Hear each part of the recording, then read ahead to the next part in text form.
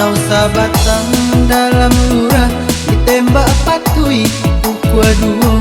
Itu sababnya mangko mati. Bukannya sayang lah berubah, lai taraga nak basuh. Badan tak dape pulang kini, badan tak dape